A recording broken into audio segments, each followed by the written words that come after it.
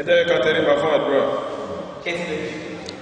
Bàbá wa àti Ọlọ́run wa, agbẹ́yìnká ní òwúrọ̀ ìtorí pé ẹnìkan ní Ọlọ́run. Adúpẹ́ fún ọ̀fẹ́tẹ́ fún wa láti rí àjíǹde 2020 lórílẹ̀-èdè alààyè. Adá gbogbo yìí padà sí ọ̀dọ̀ yín ní òwúrọ̀ yìí, Olúwa gbọ́ ọpẹ́ wa. Olúwa gba ìyìn wa. À ń lọ sínú Sunday school tí òwúrọ̀ yìí, Olúwa máa bá wa lọ. Fi ọ̀rọ̀ rẹ yé wa. Ọ̀rọ̀ rẹ kó bá gbé inú wa, ká lè fi ṣe ìwà wò. Nígbàtí wọ́n fi di ìwé tó bọ̀ láti máa ṣe àjíǹde báyìí káfẹ́ ní kẹ́ni ṣàwárí. A ṣe tọ́jú nǹkan ṣe àmọ́dún Jésù Kristi Olúwa wa. Ẹ̀yin Olúwa lógo. A gbé Ọlọ́run ga ní òwúrọ̀ yìí nítorí pé Ọlọ́run dára sí wa. A dúpẹ́ tó pé Ọlọ́run tó fún wa ní orí ọ̀fẹ́ láti rí àyájọ́ ìrántí ikú àti àjíǹde Kristi ti ọdún yìí lórílẹ̀-èdè alààyè. Àjọṣe tó kọjá ni àdúpẹ́dúgbọ́ náà tó fà lórí ọ̀fẹ́ látò tí wà ní ayé lọ́jọ́ tí ò ní láti rí àyájọ́ ti ọdún yìí. A kí gbogbo ọmọlẹ́yìn Kristi ní àti gbogbo àgbáyé, gbogbo ọmọ ìjọ Kérúbù àti Séráfù ní àti gbogbo àgbáyé, akọ ọdún akúyèdún agbàládùn àti Jésù pápá bíbọ̀ rẹ̀ sẹ́yìn. Èyí tá a ṣe ní ọdún yìí kò ní jẹ́ àṣemọ fún wa o. Àkòrí ẹ̀kọ́ wa ti òwúrọ̀ yìí òun ni okun fún ọ. A wà ní ojú ewé ìkejìlélẹ́àádọ́ta ọ̀sẹ̀ ìkarùndógún nínú ojú ewé ìwé wa fún ti ọdún yìí, ó kú fún ọ. Tí a bá wo àkòrí tó wà níwájú wa ní òwúrọ̀ yìí, tá là ń sọ wípé ó kú fún wa. Ọ̀pọ̀lọpọ̀ èèyàn ló ń kú ní tòótọ́, ṣùgbọ́n kìí ṣe gbogbo ènìyàn tó ń kú là ń sọ pàtàkì ikú wọn nínú ayé wa. Bàbá lè kú, ìyá lè kú, ọmọ lè kú, ṣùgbọ́n nígbà tí wọ́n bá kú tán kìí ṣe gbogbo la máa ń rántí ikú wọn, nítorí pé ikú wọn lè má jẹ́ pàtàkì sí wa gẹ́gẹ́ bí ikú Kristi. Tá bá wo ikú Kristi fún ẹ̀dá alààyè, a rí pé ó jẹ́ ikú tí ẹnikẹ́ni tó bá pẹ̀rẹ̀ ní ọmọ Ọlọ́run ní tòótọ́ kò gbọdọ̀ gbàgbé. Ikú Kristi jẹ́ ikú tó jẹ́ èyí tó yẹ ká máa fi iyè sí ní gbogbo ọjọ́ ayé wa gbogbo. Tí kìí bá ṣe pé Kristi kú fún wa ni, tí kìí bá ṣe pé Kristi jí dìde fún wa ni, kí ni ìgbàgbọ́ àwa Kristẹni? A rí pé ikú Kristi jẹ́ ikú ìrora, ó jẹ́ ikú kíkorò, ó jẹ́ ikú ìpọ́njú àti ikú ìdààmú kó bá lè fa nǹkan kan jáde fún àwọn ènìyàn. Òun náà ni ìyà ìnípẹ̀kun. Tí a bá wo ikú Kristi, a rí pé nǹkan méjì pàtó ni ikú Kristi mú jáde fún àwa tirẹ̀. Bíbélì fi yé wa nínú ẹ̀kọ́ Bíbélì tiwa ti ọjọ́ tí ò ní ìwé Mátíù orí 28. Tá bá wo ẹsẹ̀ 50 níbẹ̀, ó ní Jésù sì kígbe ní ohùn rara, ó jọ̀wọ́ ẹ̀mí rẹ̀ lọ́wọ́. Sì wò ó, aṣọ ìkélé tẹ́ḿpìlì sì fàya méjì láti òkè dé ìsàlẹ̀, ilẹ̀ sì mì tìtì, àwọn àpáta wọ́n sì sàn. A rí pé ọ̀kan nínú àwọn nǹkan méjì tí Kristi ṣe fún àwọn ọmọ ẹ̀dá lẹ́yìn ìgbà tí Kristi kú tán, Bíbélì fi hàn pé aṣọ ìkélé tẹ́ḿpìlì èyí tó bo ibi mímọ́ jùlọ àti inú ìjọ, Bíbélì ní ó fàya. Eléyìí tó túmọ̀ sí wípé ènìyàn ti ní orí ọ̀fẹ́ láti lè bá Ọlọ́run sọ̀rọ̀ ní ojúkorojú láìsí intermediary láàrin ènìyàn àti Ọlọ́run. Tí a bá lọ sínú májẹ̀mú láéláé, a rí pé àwọn olórí àlùfáà ló máa ń bá àwọn ènìyàn ṣìpẹ̀ ní ọ̀dọ̀ Ọlọ́run. Ènìyàn lórí ọ̀fẹ́ láti lọ bá Ọlọ́run lójúkorojú láti bá a sọ̀rọ̀. Ṣùgbọ́n lẹ́yìn ìgbà tí Kristi kú tán, Bíbélì fi hàn pé aṣọ ìkélé tẹ́ḿpìlì ó fàya, èyí tó túmọ̀ sí pé orí ọ̀fẹ́ ti wà fún gbogbo ẹ̀dá lórílẹ̀-èdè alààyè láti lè bá Kristi sọ̀rọ̀ ní ìgbà tó wù wọ́n, ní àkókò tó wù wọ́n, nígbà tó wọ̀ àti ìgbà tí kò wọ̀. Ohun kejì tí ikú Kristi ṣe fún ẹni wípé ó fún ènìyàn lórí ọ̀fẹ́ láti lè rí ìdáríjì ẹ̀ṣẹ̀ gbà láì ṣe làálàá, láì làágùn, láì dààmú. Tàbá òun májẹ̀mú lẹ́lẹ́bà kan náà, kí àwọn ènìyàn tó lè rí ìdáríjì ẹ̀ṣẹ̀ gbà, aláti tẹ ẹ̀jẹ̀ ewúrẹ́ tàbí ẹ̀jẹ̀ àgùntàn tàbí ti ẹyẹlé tàbí ti màlúù sílẹ̀ kí ìwẹ̀nùmọ́ ẹ̀ṣẹ̀ tó lè wáyé lẹ́yìn tí Kristi kú lórí igi àgbélébùú. A rí pé Ọlọ́run fa igi lé gbogbo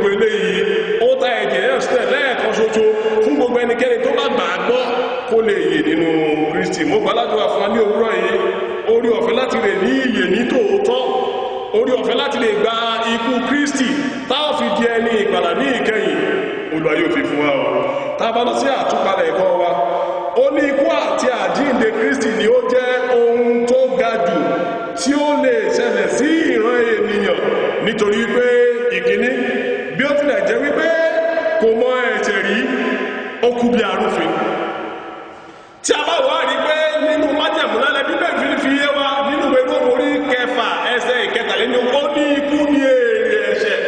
Tá a bá tún tẹ̀síwájú á rí pé Ọlọ́run sọ fún Ádámù àti Éfà nínú Genesis orí 2 ẹsẹ̀ 17 pé igi ìmọ̀ rere àti ìmọ̀ búburú ní ẹ̀yin kò gbọdọ̀ jẹ, wípé ìjọ tí ẹ̀yin bá jẹ ẹ̀yin yóò ṣe kí ni, ẹ̀yin yóò kú.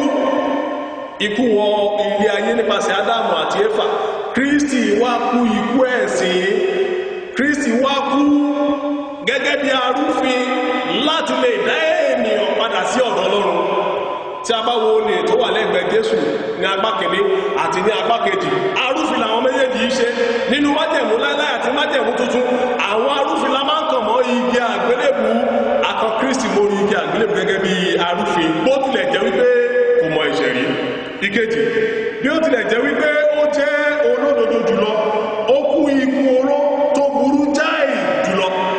Ẹ jẹ́ ká wo irú ikú tí Kristi kú lórí igi àgbélébù. Ikú oró, akàn ìṣósíyàn lápá ọ̀tún, akàn ìṣósí lápá òsì, akàn ìṣósí lẹ́sẹ̀, agun lọ́kàn lẹ́gbẹ̀ẹ́, atútọ́ sí lára, adéládé ẹ̀gún, atútọ́ sí lára. Àwọn ènìyàn tó wá bẹ̀rẹ̀ sí sọ ọ̀rọ̀ burúkú sí Kristi, wípé ìwọ ọba àwọn Júù, òun gba àwọn ènìyàn là, bá ara rẹ̀ là. Kò sí ẹ̀sìn tó tó eléyìí tí a ṣe sí Kristi lórí igi àgbélébùú tó ló fẹ́ jèrè ìyè nípẹ̀kun fún wa. Ìkẹta, ìran ènìyàn ni ó fi hàn, orí ọ̀fẹ́ ló fi lé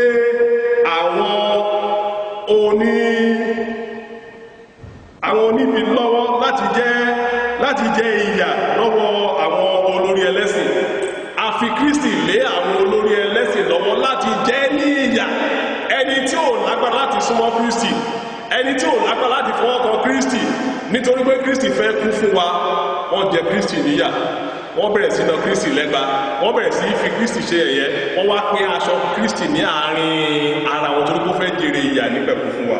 Ìkẹrin, ó kú ní ipò rẹ̀, ó kú fún ọ. Olórin mi sọ ní ikú oró tí ìbá kú, ìyà ẹ̀ṣẹ̀ tí ìbá jẹ, ó ní gbogbo rẹ̀ ní Kristi tí kó lọ pátápátá. Kí wá la jẹ́ níwájú Ọlọ́run tí Ọlọ́run fi fún wa ní irú ọ̀fẹ́ ńláńlá yìí. Abáyọ̀ ti sàmẹ́jì sọ, ó ní kí ni ènìyàn tí wọ́n fi ń ṣe ìrántí àti irú ọmọ ènìyàn tí wọ́n fi ń ṣe ìtọ́jú rẹ̀. Ẹ wo orí ọ̀fẹ́ náà látàrí gbàdọ̀ Kristi, ẹ wo irú àánú náà látàrí gbàdọ̀ Kristi. Ikú tó yẹ ká kú, Kristi gba ikú wa, ó gbà kú, ká má bàa di ẹyin ègbé, ká má bàa kú ikú, ká lè ní ìyè àìnípẹ̀kun. Ìkarùn-ún, ju gbogbo rẹ̀ lọ, ó kú fún àwọn ọ̀rẹ́ rẹ̀. Ju gbogbo rẹ̀ lọ, Kristi kú fún àwọn ọ̀rẹ́ rẹ̀. Àwọn wá ní ọ̀rẹ́ Kristi. Ǹjẹ́ ètí tó ń gbọ́ mi ní òwúrọ̀ ìjọ ọ̀rẹ́ Kristi ni wọ́n ń ṣe bí?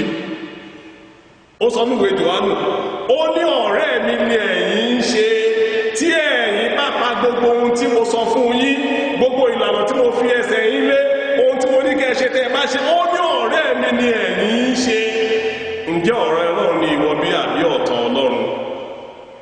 Lóòótọ́ à ń pẹ̀rẹ̀ wa ní Kristẹni. Ǹjẹ́ Kristẹni ni wá ní tòótọ́ bí? Lóòótọ́ à ń lọ ilé ìjọsìn. Ǹjẹ́ Kristi dá wa mọ̀ gẹ́gẹ́ bí ọ̀rẹ́ rẹ̀ bí? Ẹ jẹ́ ká wo ìgbé ayé wa lónìí. Ǹjẹ́ ohun tí à ń ṣe, ǹjẹ́ Kristi lè fọwọ́ sọ̀yà wípé ọ̀rẹ́ mi ló ń lọ yẹ, ìwà tí mo lè wù lọ́rẹ́ mi ṣe kéde, lọ́rẹ́ mi ń wù. Yóò bá sọ, olóyìnbó náà sọ, ó ní fi ọ̀rẹ́ rẹ̀ hàn mí, èmi yóò sì fi wé ènìyàn tó jẹ́, èmi yóò fi hàn. Ǹjẹ́ tí a bá tọ́ka sí Kristi gẹ́gẹ́ bí ọmọ Ọlọ́run, ǹjẹ́ àwọn tá a pẹ́ra wa ní ọ̀rẹ́ Kristi ǹjẹ́ a lè tọ́ka wa sí ọmọ Ọlọ́run? Àwọn tá a pẹ́ra wa ní ọ̀rẹ́ Ọlọ́run lónìí, tá a pẹ́ra wa ní ọ̀rẹ́ Kristi, ǹjẹ́ a ti lè rí kà níbi kankan wípé Kristi lọ ilé babaláwo bí? A lè pẹ́ra wa ní ọ̀rẹ́ Ọlọ́run, gbogbo ilé babaláwo tó wà láyé la fẹ́ mọ̀ tán.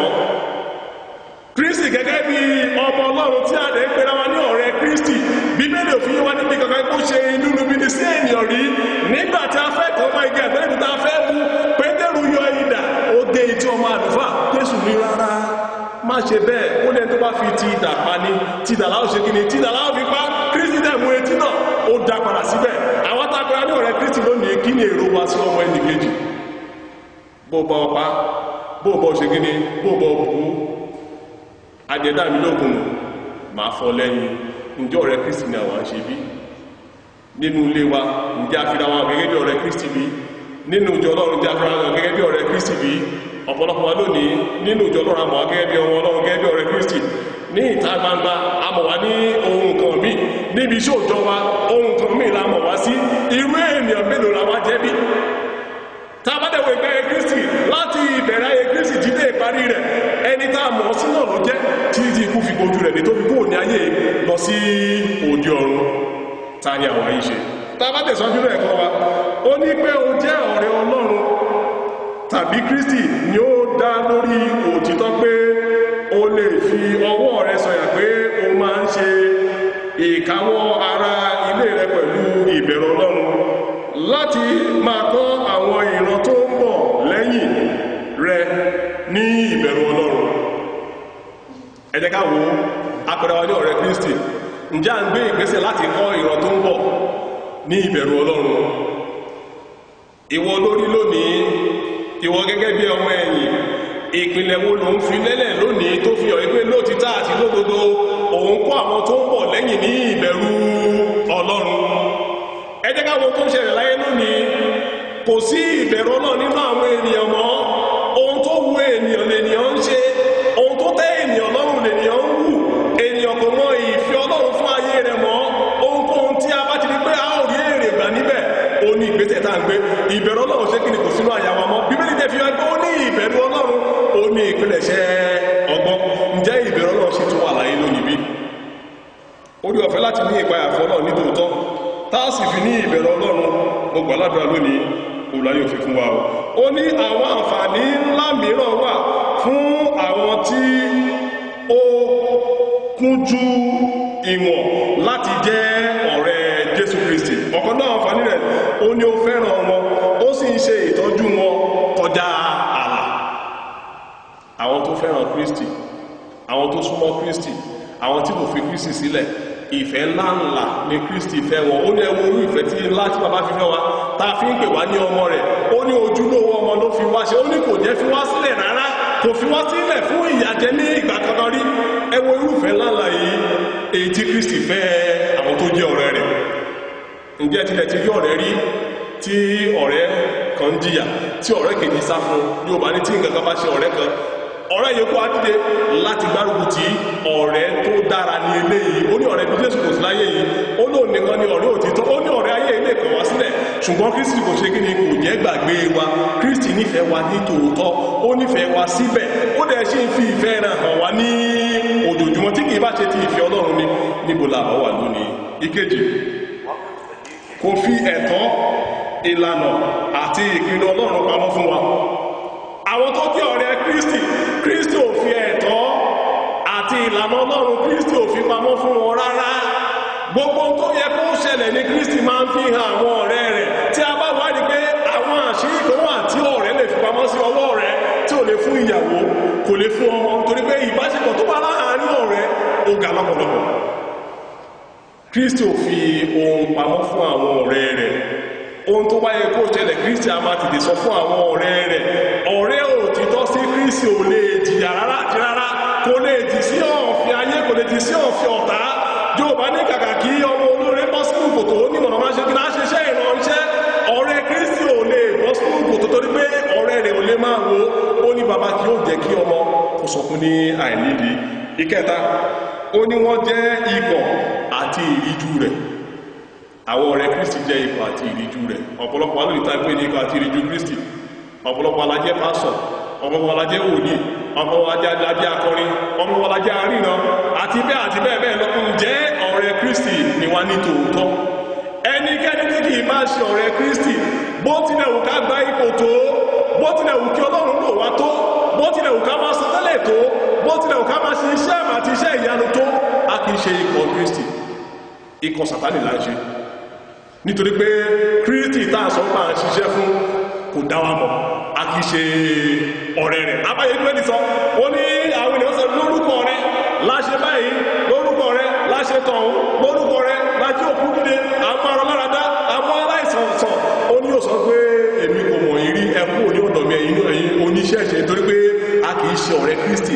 ní tòótọ́. Ìkẹrin, ìkarùn-ún, ó máa ń kíyèsára kí ó tó yan ẹnikẹ́ni lọ́rẹ̀ẹ́. Ó ní Kristi máa ń kíyèsára kó tó yan ẹnikẹ́ni lọ́rẹ̀ẹ́. Kristi kìí ṣàdédé mú èèyàn gẹ́gẹ́ bí ọ̀rẹ́. Kristi kìí ṣàdédé wo ìgbé lágbájá ẹ̀ látòní lọ́rẹ́ mi ni wọ́n ti gẹ́gẹ́ bá yé ṣe láyé lónìí. Olúwa máa mú olówó gẹ́gẹ́ bí ọ̀rẹ́, obìnrin tó rẹwà máa mú obìnrin tó rẹwà gẹ́gẹ́ bí tẹ̀ ní ọ̀rẹ́, ẹni tó mọ ìwé a máa mọ ẹni tó mọ ìwé ní ọ̀rẹ́, ẹni tó ní connection a máa mọ ẹni tó ní connection ní ọ̀rẹ́. Kristi kìí lo àwọn ohun ayé láti fi mú ẹnikẹ́ni ní ọ̀rẹ́. Àwọn tí Kristi mú ní ọ̀rẹ́ làwọn tó gbọ́ràn sí àṣẹ Ọlọ́run ní tòótọ́. Mo sọ lẹ́ẹ̀kan, mo ló sọ níwèé Jòhánù ní pé ọ̀rẹ́ mi ni ẹ̀yin ń ṣe tí ẹ̀yin bá pa gbogbo tí mo sọ fún ìtẹ́ bá pamọ́. Ìgbọ́ràn nìkan ni ènìyàn fi máa ń jẹ́ ọ̀rẹ́ Kristi. Ẹnikẹ́ni tí ò bá gbọ́ràn kò lè jẹ́ ọ̀rẹ́ Kristi. Nígbà tá a bá gbọ́ ohun tí Kristi sọ fún wa, ó túmọ̀ sí pé a fẹ́ kí Kristi pàápàá kó máa súnmọ́ wa bójútó àti bó ti yẹ. Mo gbàládùra fún ẹni wákàtí ọ̀wẹ̀ orí ọ̀fẹ́ láti máa gbọ́ ní gbogbo ìgbà. Olúwa yóò fi fún wa o.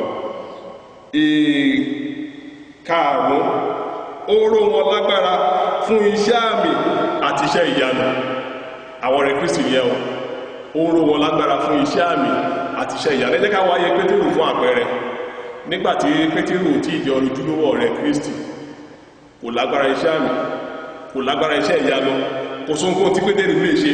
Ṣùgbọ́n nígbàtí Kristi jẹ́ pé Pétérù ti jọ̀wọ́ ayé rẹ̀ fún Kristi pátápátá, tó ti mọ Kristi ní Olúwa àti olùgbàlà rẹ̀, tí àwọn méjèèjì ti jọ ń rìn papọ̀, wọ́n ti jọ ń foríkorí, wọ́n ti jọ ń fi ikùn lukùn. Àwọn tí Pétérù ò lè ṣe tẹ́lẹ̀tẹ́lẹ̀ Pétérù bẹ̀rẹ̀ sí ṣe.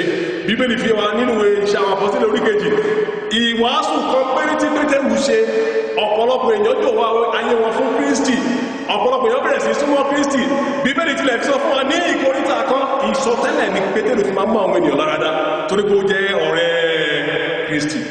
Ẹ wo Paul Àpọ́sítélì, nígbà kan tó jẹ́ ọ̀tọ̀ Ọlọ́run, ó jẹ́ asòdì sí Kristi. Kò sóhun tí Paul Àpọ́sítélì lè ṣe. Nígbà tó ṣe jẹ́ Sọ́ọ̀lù, ìgbé ayé rẹ̀ ò nítumọ̀, ìgbé ayé rẹ̀ ò fi ògo fún Ọlọ́run. Ṣùgbọ́n nígbà tí Ọlọ́run ti bá pàdé, tí Kristi bá pàdé ní ọ̀nà Damascus, Paul Àpọ́sítélì jẹ́ ọ̀rẹ́ Kristi. Bíbélì fi hàn pé aṣọ Paul Àpọ́sítélì pàápàá bẹ̀rẹ̀ sí ṣe iṣẹ́ àmì àti iṣẹ́ ìyanu.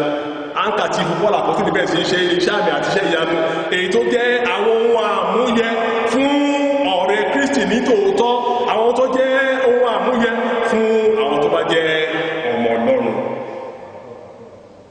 Ìkẹfà, àdúrà wọn a máa gbà ní wàràwàrà. Ọ̀rẹ́ Kristi kìí lágùn kí àdúrà ẹ̀kú tó jẹ́ ìtẹ́wọ́gbà. Ọ̀rẹ́ Kristi kìí pariwo lọ títí láti àárọ̀ kílẹ̀ ṣú kí àdúrà ẹ̀kú tó gbà. Orí ọ̀fẹ́ kan tí Ọlọ́run fún àwọn ènìyàn tirẹ̀, tí Kristi fún àwọn ọ̀rẹ́ ní pé ó ní ẹ béèrè, ẹ̀yin ò rí gbà, ó ní ẹ kanlẹ̀kùn, a ó sì, ó ní ẹ wá kiri, ẹ̀yin ò jẹ́ kí ni, ó ní ẹnikẹ́ni tó bá béèrè lórí gbà. Ẹni tí kì bá ṣe ọ̀rẹ́ Kristi ó lè gbàdúrà láti sí ìdí àárọ̀ lákí àdúrà kó má gbà ọ́.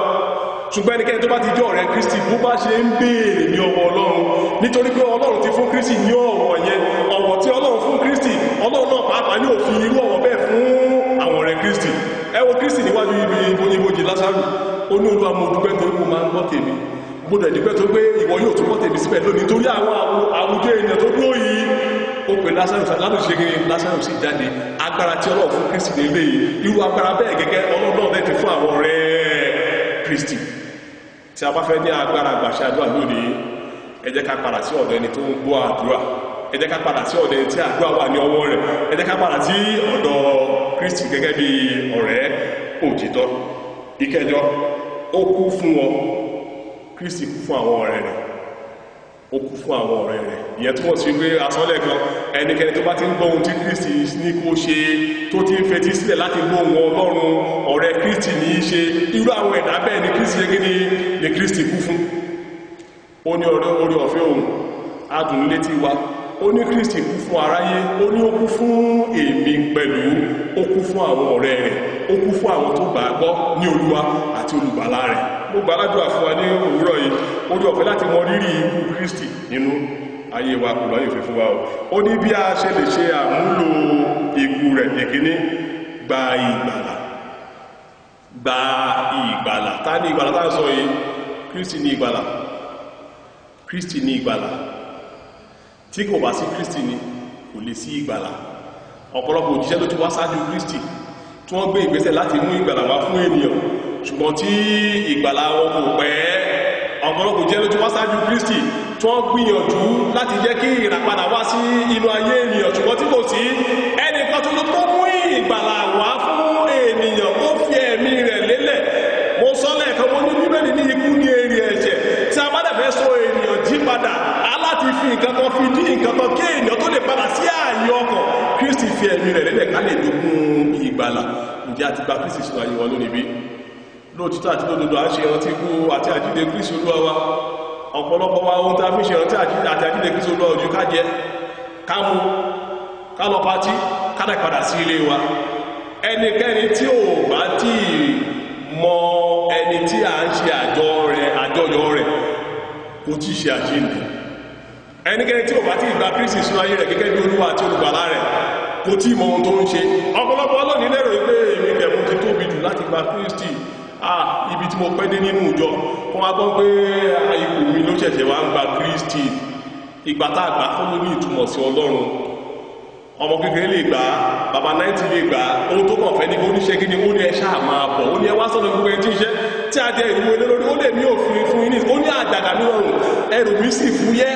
Kristi ò sọ wípé tí ẹ̀ṣẹ̀ wa bá pọ̀ jù òun kì yóò gbà wá. Ó ní bó tilẹ̀ ò kí ẹ̀ṣẹ̀ náà pọ̀ tó, ó ní tí ẹ̀ṣẹ̀ wa bá kán bí àlárí, ó lóun ṣe tá ṣe gidi, òun ṣe tá jẹ́ kọ́ funfun bí sínú. Ohun kan tó fẹ́ ká ṣe ní pé ó ní padà wá sí ilé ọmọ, fi ọkàn rẹ fún mi. Gbogbo tó ti ṣe pẹ̀lú agbára rẹ tí agbára rẹ ò gbé, gbogbo tó ti ṣe pẹ̀lú ọkọ̀ orí rẹ tí ọkọ̀ orí ò gbé, ó ní pa gbogbo ẹ̀tì lónìí, ó ní máa padà bọ̀ wá sí ilé. Ǹjẹ́ tilẹ̀ mọ̀ pé tí a bá gba Kristi lónìí, ikú òtọ́jọ́ àrùn olóṣù, lóòótọ́ lágbádá fẹ́ lè kú àtẹjogbo, ṣùgbọ́n ìgbà wọn ni má kú òní kú, ìgbà wọn ni fọ́lọ́ṣọ́ òní lọ. Bó tilẹ̀ wù kápẹ́ tó láyé yìí, ikú sì ń pọ̀ ní ọjọ́ kan. Ohun kan tó lè garanti wa ní ìjọba ọ̀run ni kí a gba Jésù Kristi gẹ́gẹ́ bí Olúwa àti olùgbàlà wa. Ká gba ìgbàlà tí Ọlọ́run fún aráyé ní ọ̀fẹ́ láì gba ohunkóhun ní ọwọ́ ènìyàn. Ọlọ́run fi ìgbàlà yìí sílẹ̀ fún ẹnikẹ́ni. Ó ní ẹnikẹ́ni tó bá gbà á gbọ́ kó lè ní ìyè àìnípẹ̀kun. Tí a ò bá fẹ́ kí ikú Kristi kó já sọ nínú ayé wa, ẹ jẹ́ ká gba ìgbàlà tí Kristi fún wa lọ́fẹ̀ẹ́ láì gba ohunkóhun ní ọwọ́ wa lónìí kí ó lè túbọ̀ súnmọ́ wa. Èkejì, ó ní kó gbogbo àníyàn rẹ lé Jésù lọ́wọ́.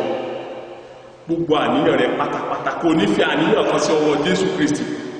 Ó ní kó gbogbo àníyàn rẹ lé Kristi lọ́wọ́ pátápátá. Gbogbo tó dàbí àníyàn wa pátápátá, ó ní ká ṣe kiri, ó ní ká kó wá sí ọ̀dọ̀ rẹ̀. Àníyàn náà ló fàtà fi sá fún Kristi lónìí o. Àwọn àníyàn ló fàtà fi lè jọ wáyé wa fún Kristi lónìí.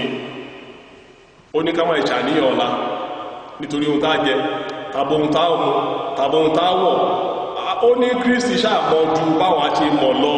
Ó ní tí Ọlọ́run bá lè wọ koríko ìgbẹ́ ní aṣọ iyì, aṣọ ẹ̀yẹ, mélòó mélòó ni Ọlọ́run tó dá àwọn ènìyàn. Ṣé kò wá mọ́jú tá a fẹ́ lọ? Àníyàn ló fàtà sáfẹ́ Ọlọ́run, afẹ́ dà, afẹ́ dolówó, afẹ́ dọlọ́rọ̀. Àdètí wá bàgbé gbogbo tá a sáfẹ́ iná wà lọ́dọ̀ Kristi. Mo fẹ́ di alágbára, mo fẹ́ di olókìkí. Olókìkí wo ló ju olókìkí lọ bí Kristi? Alágbára wo ló ju agbára Kristi lọ? Ọlọ́gbọ́n wo ló ju ọgbọ́n Kristi lọ? Olówó láyé ló lè sọ̀rọ̀ ikú olówó ju Kristi lọ. Gbogbo táwọn káàkiri táà fi jìnà sí Kristi, táà ò fi súnmọ́ Kristi, gbogbo ẹ̀ ló ṣe kí ni gbogbo ẹ̀ ló wà lọ́wọ́ Kristi. Ó dẹ̀ ní ká máa bọ̀ lónìí, ká wá gbà á láì fi ohunkóhun sílẹ̀. Ohun kan tó fi ní ká fi sílẹ̀ náà ní ìgbọràn. Ọ̀pọ̀lọpọ̀ wa lónìí tí bàbá lọ bá ní kálọ̀ mú lórí akálábágùtà wà kó sọ wá dolówó, báwà bá láwọn wá, ṣùgbọ́n Kristi ní ká máa bọ̀ láì fi ohunkóhun sílẹ̀, ká gbà á lọ́fẹ̀ẹ́. Ó ní ọ̀fẹ́ la fi fún wa. Kristi dẹ̀ tó fún ènìyàn padà ní ọ̀fẹ́. Ó ní ẹ padà wá sí ilé. Gbogbo àníyàn yín, ó ní ẹ kó wá sí ọ̀dọ̀ mi. Ó ní ọ̀fẹ́ láti padà wá sí ọ̀dọ̀ rẹ̀ láti kó gbogbo àníyàn wa lé lọ́wọ́. Olúwa yóò fi fún wa o. Lákòótọ́, ó ní Kristi ti ra ìgbàlà, ìràpadà fún wa nípa ikú àti àjíǹde rẹ̀. Ìgbàlà jẹ́ gbólóhùn àrúpọ̀ tó ní ṣe pẹ̀lú ohun gbogbo tó rọ̀ mọ́ iyè àti ìwà bí Ọlọ́run. Síbẹ̀síbẹ̀, a kò lè rí àwọn nǹkan wọ̀nyí gbà bí kò ṣe pé a wà ní ìbáṣepọ̀ tó dánmọ́rán pẹ̀lú Ọlọ́run nípasẹ̀ Kristi. A tún gbọdọ̀ kíyèsí wípé ẹ̀mí mímọ́ ni ó parí iṣẹ́ ìgbàlà. Nítorí náà, kí a kọ̀ láti gba ìgbàlà tí tí a fi ikú àti àjíǹde Jésù Kristi rà ó jẹ́ búburú sí ẹ̀mí mímọ́. Ó ní tí a bá kọ̀ láti gba ikú àti àjíǹde Jésù Kristi a ṣe búburú sí ẹ̀mí mímọ́, a ṣe ohun tí ó tọ́ àti ohun tí ó yẹ sí Ọlọ́run. Tá a bá kọ̀ láti gba ikú àti àjíǹde ó túmọ̀ sí wípé oore ọ̀fẹ́ tọ́lọ́run fún wa a fi ọwọ́ tánù. Tá a bá kọ̀ láti gba ikú àti àjíǹde Jésù ó túmọ̀ sí wípé a kò fẹ́ jẹ́ ọ̀rẹ́ Ọlọ́run ní tòótọ́. Tá a bá kọ̀ láti gba ikú àti àjíǹde ó túmọ̀ sí wípé ọ̀tọ̀ Ọlọ́run ni a sì jẹ́ síbẹ̀. Tá a bá kọ̀ láti gba ikú àti àjíǹde ó túmọ̀ sí wípé òkú ni wá gbọ́dọ̀ jẹ́ pé àárín káàkiri gẹ́gẹ́ bí alààyè. Bíbélì ní okú tó fi ayé rẹ̀ fún ayé jíjẹ olókú nígbà tó wà láàyè. Mo gbàládùn àfọwá ní òwúrọ̀ yìí orí ọ̀fẹ́ tá fi mọ rírì ikú àti àjíǹde Jésù Kristi Olúwa wa tí yóò sì fi máa ní ìtumọ̀ ní gbogbo ọjọ́ ayé wa. Olúwa yóò fi fún wa o. Ẹ jẹ́ ká lọ sínú àkọsílẹ̀ wa tí ò ní ìwé Jòhánù orí 15 ẹsẹ̀ 13. Ó ní kò sí ẹnìkan tí ó ní ìfẹ́ tí ó tóbi ju èyí lọ pé ẹnìkan fi ẹ̀mí rẹ̀ lélẹ̀ nítorí àwọn ọ̀rẹ́ rẹ̀. Kò sí ẹnìkan tó ní ìfẹ́ tó tóbi ju eléyìí lọ wípé ẹnìkan fi ẹ̀mí rẹ̀ lélẹ̀ fún àwọn. Kò sí bọ́ ọ̀rẹ́ ṣe lè súnmọ́ ọ̀rẹ́ tó, kò sí bí ọ̀rẹ́ ṣe fẹ́ràn ọ̀rẹ́ tó, kò sí ọ̀rẹ́ tó lè kú fún ọ̀rẹ́ o, kò sí ìyàwó tó lè kú fún ọkọ rẹ̀, kò dẹ̀ sí ọkọ tó lè kú fún ìyàwó rẹ̀, kò dẹ̀ sí ọmọ tó lè kú fún àwọn òbí tàbí òbí tó lè kú fún ọmọ rẹ̀. Kò sí bá ti fẹ́ràn ara wa tó a ò lè kú fúnra wa, ṣùgbọ́n Kristi ó fi ìfẹ́ láàlàyé ó fi hàn wá. Ó kú fún wa káà má bàa kú, ó jìyà fún wa káà má bàa jìyà, ó di tálíkà ká má bàa tálíkà, ó di òtòṣì káwa bá lè jọ ọlọ́rọ̀, ó jìyà kí a bá lè dogun ìyà nípẹ̀kun. Mo gbàládùn fún wa ní òwúrọ̀ yìí orí ọ̀fẹ́ láti lè mọ rírì ikú Kristi lórí igi àgbélébùú Olúwa yóò fi fún wa o. Ẹ jẹ́ ká tẹ̀lé máa fún àdúrà. Ẹ jẹ́ ká sọ fún Ọlọ́run ní ohùn kẹ́lẹ́ ọkàn wa. Orí wa kan sọ ní àpáta ayérayé, ṣe ibi ìsádi mi, jẹ́ kí omi òun ẹ̀jẹ̀ tó ń ṣàn láti ìhà rẹ ṣe ìwòsàn fún ẹ̀ṣẹ̀ mi. Olúwa mo tọ̀ ọ́ wá lónìí gẹ́gẹ́ bí ọ̀kan nínú àwọn olè tó wà ní ẹ̀gbẹ́ Kristi. Ó ní rántí mi nígbà tó bá dé ìjọba rẹ. Kristi sì dá lóhùn, ó ní lónìí ni ìwọ yóò pàdé mi ní Párádísì. Olúwa mo padà sí ọ̀dọ̀ ìwọ Ọlọ́run lónìí. Mo mọ̀ wípé mi ò lè dágbára mi, mo mọ̀ wípé mi ò lè dá padà sí ọ̀dọ̀ ìwọ Ọlọ́run àfi tí ìwọ Ọlọ́run bá ràn mí lọ́wọ́. Olúwa mo kéde ọ lónìí fún ìrànlọ́wọ́ àtòkè wá. Olúwa ràn mí lọ́wọ́. Olúwa gba ayé mi lónìí, nítorí pé mi ò fẹ́ pàdánù ilé ológo. Bóyá mo fẹ́ bóyá mo kọ̀ tí pátì ìkúkù lónìí. Olúwa ra ayé mi padà lọ́wọ́ èṣù àti ẹ̀ṣẹ̀. Olúwa gbà mí là. Gbogbo ìwà ìpáǹle tó wà nú ayé mi, gbogbo ìwà abínibí tó wà nú ayé mi, èyí tí ò jẹ́ kí n mọ ìwọ Kristi ní tòótọ́. Gẹ́gẹ́ bó ṣe pàdé Sọ́ọ̀lù ní ọ̀nà Damasku tó yí ayé rẹ̀ padà sí Pọ́ọ̀lù, lónìí Olúwa bá ayé mi pàdé, yí ayé mi padà sí eré, jẹ́ kí n rí ọ kí n tó rí ikú. Láti ìjàwó olóòtọ́ Olúwa kàbí yẹ. Olúwa dúpẹ́ gbogbo ẹ ti gbọ́. Jésù Kristi Olúwa wa, bàbá wa àti Ọlọ́run wa, agbàdúrà ní wákàtí ọ̀rẹ́ fún àwọn ènìyàn rẹ èyí tí wọ́n ti wọ ayé wọn gẹ́gẹ́ bí ẹni tí ò lágbára, wọ́n wọ ara wọn gẹ́gẹ́ bí ẹni tí ò lóye, gẹ́gẹ́ bí ẹni tí ò ní ìmọ̀. Wọ́n wá padà sí ọ̀dọ̀ ìwọ Ọlọ́run alágbára jùlọ, wọ́n padà sí ọ̀dọ̀ ìwọ Ọlọ́run onímọ̀ jùlọ, wọ́n padà sí ọ̀dọ̀ ìwọ Ọlọ́run tó jẹ́ Alfa àti Omega, ìbẹ̀rẹ̀ àti òpin, ẹni tí ìkáwọ́ gbogbo láyé àti lọ́run wà ní ọwọ́ rẹ̀. Wọ́n tọrọ fún àánú lónìí. Olúwa rán àánú sí ayé wa, Olúwa rán àánú sí ayé wa, Olúwa rán àánú sí ayé wa. A ò fẹ́ kí ikú Kristi kó já sásán lórí ayé wa. A ò fẹ́ kí ikú kíkorò Kristi lórí igi àgbélébùú kó já sásán. A ò fẹ́ kí ìyà tó jẹ lórí igi àgbélébùú kó já sásán. A ò fẹ́ kí ẹgbà tá àná kó já sásán. A tọrọ bẹ̀bẹ̀ fún àánú lónìí. Olúwa rán àánú sí wa. Jẹ́ ká bá ọ jọba ní ìkẹyìn ìgbà ayé wa là. Jẹ́ ká rí ọkà tó rí ikú. Nígbà táwọn tún máa ṣe àjíǹde 2021, gbogbo wa lápapọ̀ Olúwa kà